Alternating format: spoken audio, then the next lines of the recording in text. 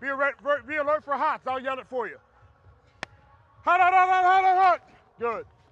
My dad was a high school football coach, and I idolized my dad. That was my idol. Those nasty black rim glasses, the whole bit. I wanted to be just like my dad. And so he would go off to practice. My mom would drop me off at practice in the morning, and I'd be there all day. And I was just always around it. Boom, very good. Yep. Nice job, very good. I'm the middle of three boys. I have an older brother, Robert Jr. Then I had a younger brother, Aaron. He was 5.5 years younger than I was. I got real close to my brother when I went to college. You know, when he's there every day, it was kind of got on my nerves, as the younger siblings will do. But as I left, I realized just how much I really missed him and how much I really wanted to be around him. Once I went off to college, we probably spoke 5 times a week. In the middle of training camp 2013, I got a phone call one morning, and it was my sister-in-law, and informed me that he had tragically had a blood clot and passed away. Completely ripped my heart out. Quite frankly, changed my life. And yeah.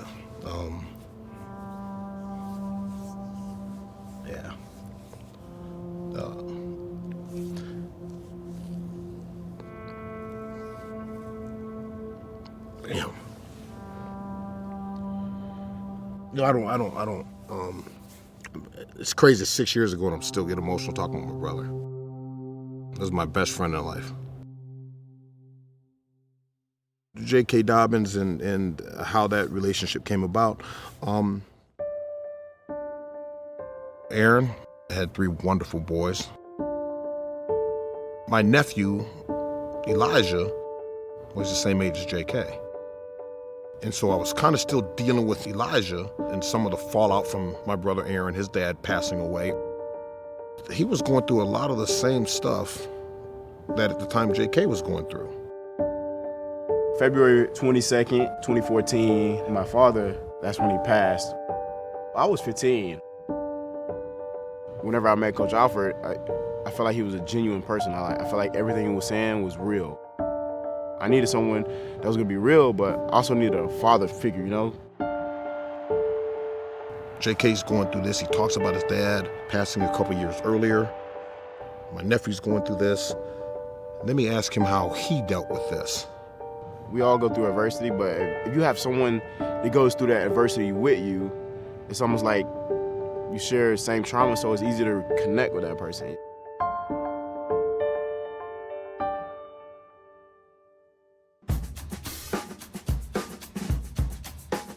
The first time I went over to Coach Alford's house was whenever I first got on campus. It goes back to when my dad coached.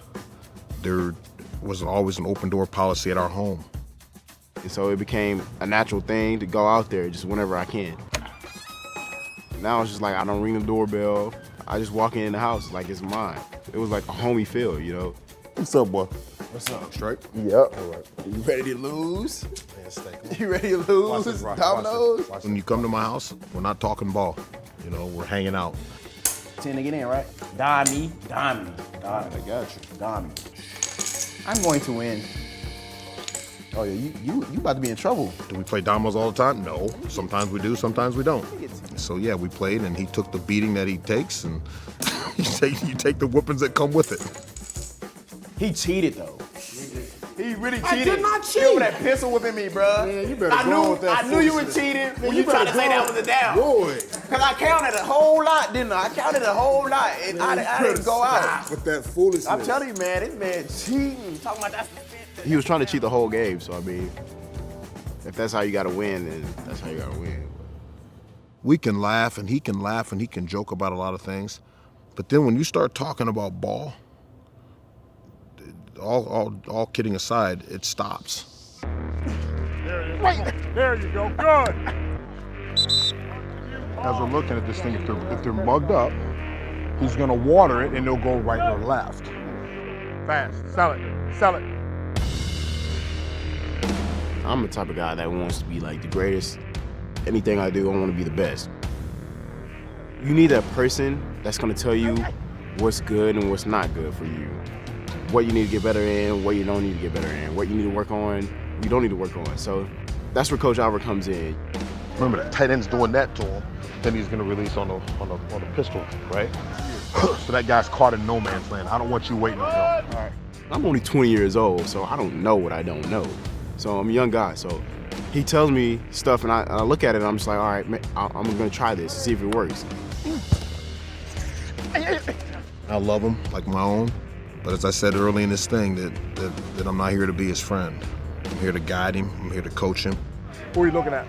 I looked over at the corner, He was off. he was gone. Then I looked over here To who? Number what? Bryson, What? 13. Yep. It's a father-son relationship, you know, family relationship with his kids, his wife. That helps off the field because I'm far away from home. If I ever need help or I feel like I'm out here on my own, like I can just call him up, you know, he'll be there. And then on the field, like, if you love somebody, you can go out and play for them as hard as you can because you love that person. When we're done coaching, when we're done a retired coach, whenever that may be, you'd like to think that those former players are going to look back and say, he taught me how to run inside zone or 60s protection, but boy, there was so much more. And he taught me about life and how to grow up. Here we go. Let's get out here, get the cold pipes. RB's on 3. 1, 2, 3. On the run, you're out.